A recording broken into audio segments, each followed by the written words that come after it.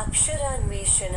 అక్షరాన్వేషణ అనబడు ఈ శీర్షికలో మీరు ఈ చిత్రము మధ్యనున్న రెండక్షరములతో నాలుగక్షరముల తెలుగు పదములను సృష్టించవచ్చును. అందులకు అవసరమైన ఆధారములు పట్టికకు ఇరువైపులా తెలుగు మరియు ఇంగ్లీష్ భాషలలో ఇవ్వబడియున్నవి. మీరు చేయవలసిన పని ఏమనగా ఆ 4 పదముల చివరి రెండక్షరములేమిటో ఆ ఆధారముల ద్వారా తెలిసికొని చుట్టూనున్న 4 ఖాళీ గళ్లలో 2 నిముషములలోగా నింపండి.